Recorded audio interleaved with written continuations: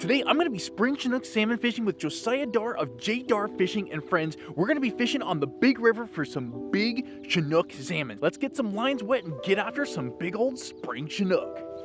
What is up, Outdoor Mavericks? Welcome back to the channel, to today's latest salmon fishing adventure on the channel, where the weather is absolutely beautiful. It's calmed down after a big rainstorm, and the Chinook bite has been picking up here in the spring. And so today I'm hitting the big river with some friends to go after my first big spring Chinook of the year. There's only been a few times that I've gone out this year, and we're going fishing with Josiah Darr of JDarr Fishing. He's one of the most renowned guides here in the Northwest, and if you ever want to book a trip with a guide or go out with Josiah, I'm going to leave some links below in the video on how to get in contact with him, because he is one of the best guides to get out there and chase some big old Chinook. The conditions are absolutely looking juicy today on the river, so let's get in the boat and get after some Chinook.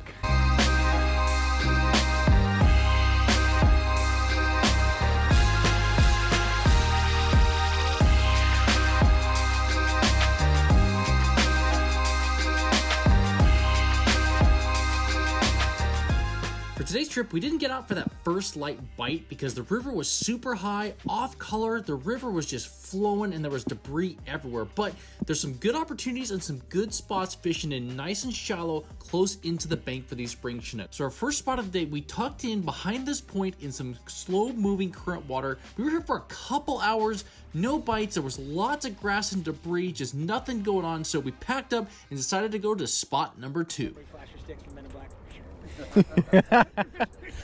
Oh, there's one. That's not me.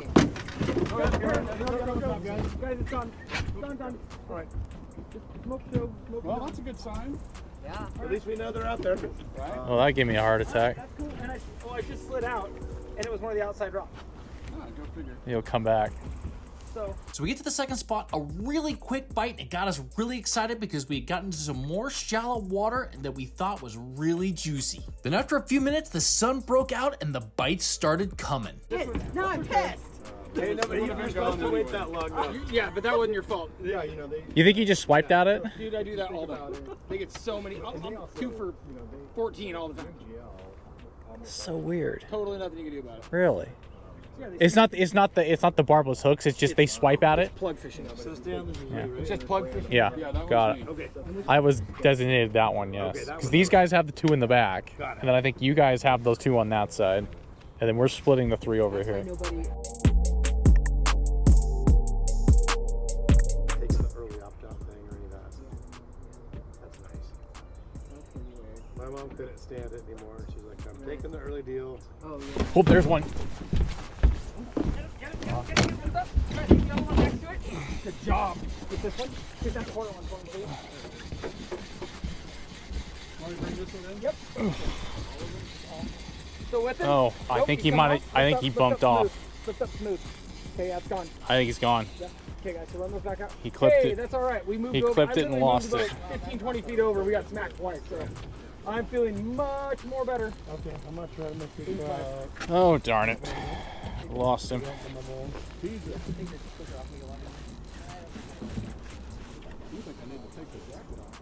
I think the second I start reeling Josiah, he must have just dove somewhere and come off. I was setting up the rope to throw it, so I'm.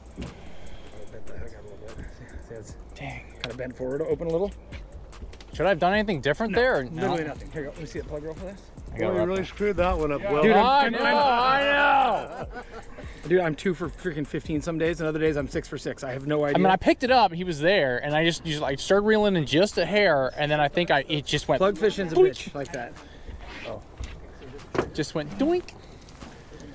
Josiah, am I just letting line out? Oh yes, I'm sorry. Where am I going to, I'll bud? show you something real quick. Yeah, yeah. Before we get too far. Yeah, go for it. Because you got his rod out, right? So you gotta watch out for. Oh, you're gonna cast out. Got it. Just a little. Yeah.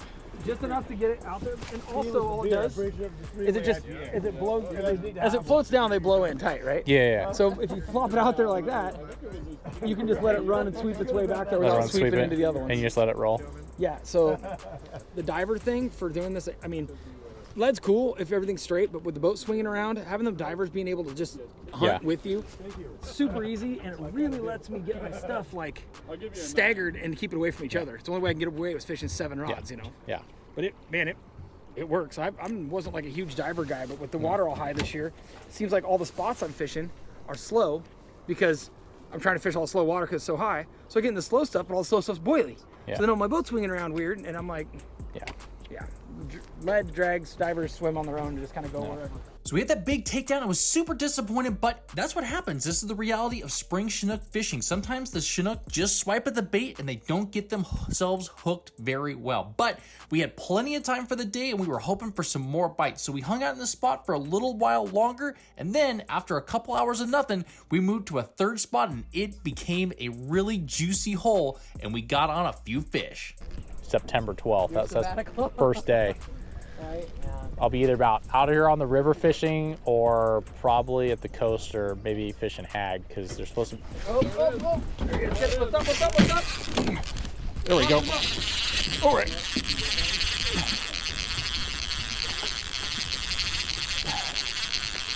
Like 70, 60 feet out there. Nice and high, nice and smooth. Okay. Yeah, he's definitely there. It's not coming in easy. He's definitely not. I didn't butt bump it either. I'll tell you that. No, he's there. He's there. He's there. You want me to keep the tip high? He's not? No, I think he is. Is he not? No. Oh, you gotta be kidding me. Oh. Hang tight. How? I mean, I had it up and it was going, and it never like popped though. I never felt like a pop where it came off. All right, you want to take that rod next time it hits? Try. No. Are you sure? Sure. All right. Well, you don't want to be over too. That's the I'm thing. just trying to. No. I'm just like third time's a charm. I'm like, ugh. A few moments later. The new lures or whatever you want. Oh, there it is. There you go. There you go. Lift up. Guys, get him up. To your right. Step to your right just a little bit. There you go. Good job. Nicely done. He's gone. Oh, it fell off. Oh no. Stinker. Damn it. Can I swear? Yes. I would get those off there. Oh man. And that was big takedown number 4 of the day. Again, the plugs were big. They were K14s, K15s on the divers. The Chinook were just swiping at them, and that last one, we almost nearly got it to the boat, but unfortunately, it just popped off at the last second. And as the day was going on, we only had a few more minutes to fish before we had to head in, and we were hoping for that one last bite. It just never happened, so we wrapped it up, got on the big motor, and headed back to the dock.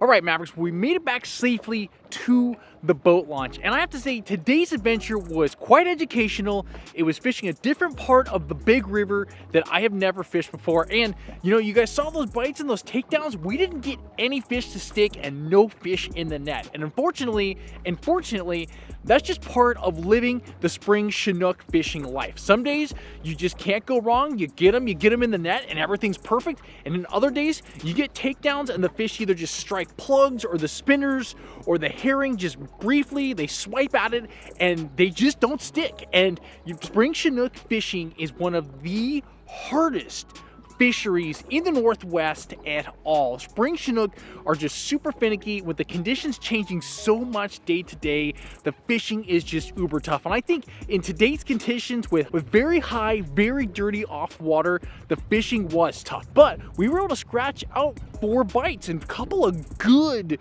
takedowns. They just didn't stick. You know, I didn't do anything wrong on the 2 that hit my rod. You know, I picked it up. I was reeling in perfectly.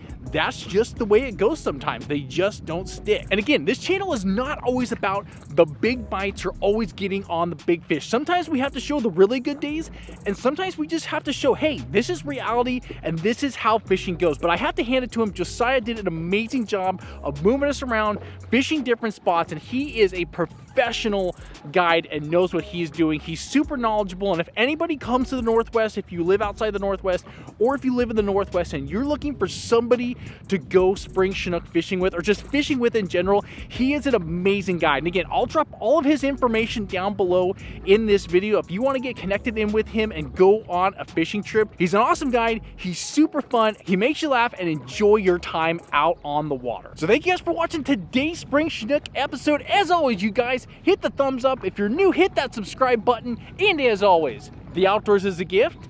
Share it with others.